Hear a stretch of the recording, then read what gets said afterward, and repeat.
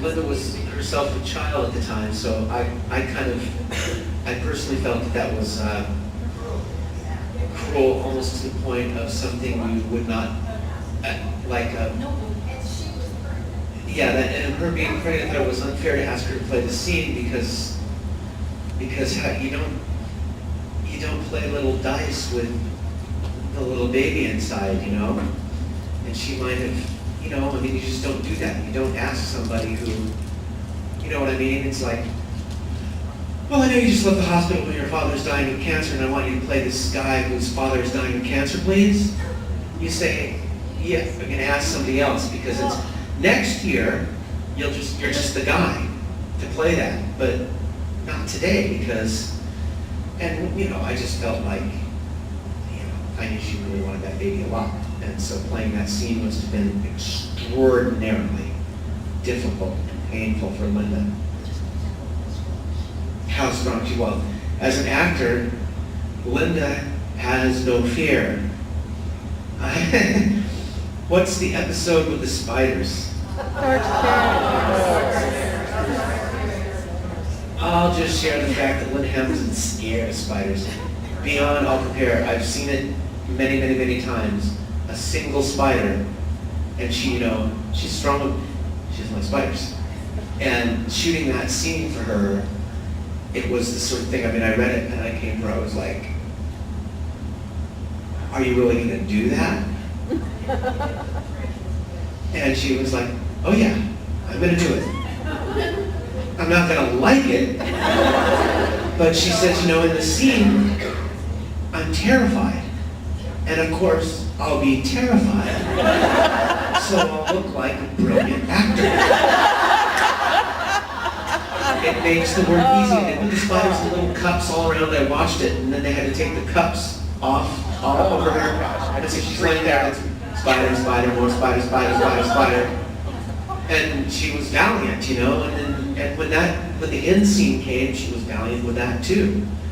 And never said a word, and never, she's a courageous actor, and that's one of the best things to be when you're an actor, is brave.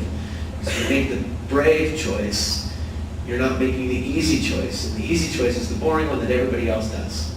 The thing that's really hard for you to do is the thing that you should dream of doing every day when you're an actor. The hardest possible stuff, because that's the thing that will make you look the best. Walk towards your fear. And many, many actors, especially actors in a kind of comfortable career, who are well known and stuff, start avoiding all of that. And Linda has, and is to this day, just the opposite of that. And even Terminator, where she became so well known for looking like, well, she didn't used to look like that. When I knew Linda, okay, she wasn't the sort who would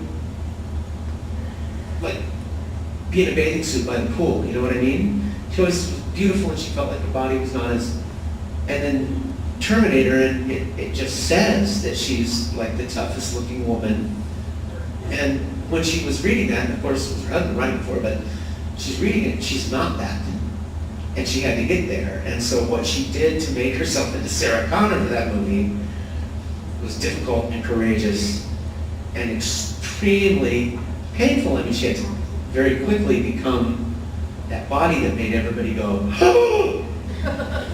And a lot of people wouldn't have done it. And a lot of people would have also said, I would love to do that, but I don't look that way, and I'm afraid I won't be able to get there in time. And Linda just went and started running up and down the stairs and doing some sort of a workout that I wish she would tell us all what it was. And I wish we had the knees to put up with it these days. Yes? I like both of your opinions of this. I've always felt that Oslo at some point lost touch with his creation and didn't understand it as well as the fans did. Maybe didn't realize what he was putting on the screen. And he always seemed to say, this is a love that can never be. Get it? It can never be. And yet he was showing us things that gave us a lot of possibilities. And it seemed to me, he would get a little mad at the fans that we weren't getting the fact that this was a love that was never going to be. Get it? It's never going to be. But we were looking at it and saying, yeah,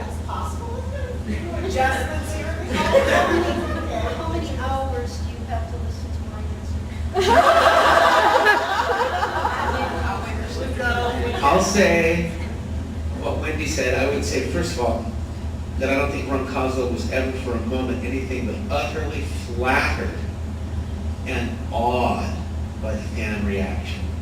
I don't think he was ever angry or upset. An artist, I mean, even if somebody comes up and says, I hate your work, you're like, hey, that's the greatest because you're not indifferent to it.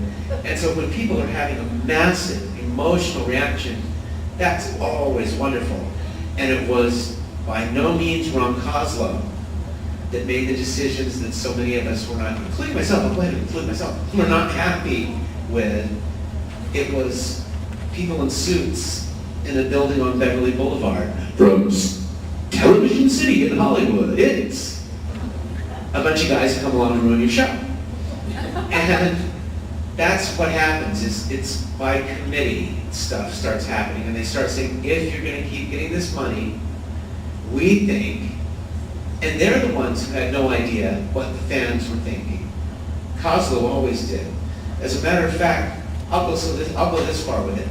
I would say that the audience, and again, including myself as a participant and watcher of the story, awaiting the story, I would say most of what was going on in our minds about the story was done by him. And so you're thinking, oh, he's saying this and doing this, and we're thinking this, but he knows you're thinking that. And he knows he's putting this on the screen, and he knows what you're thinking, and he knows it's going to make you go, what? And what? And had it been allowed to go to the end, everybody would have been really, really happy.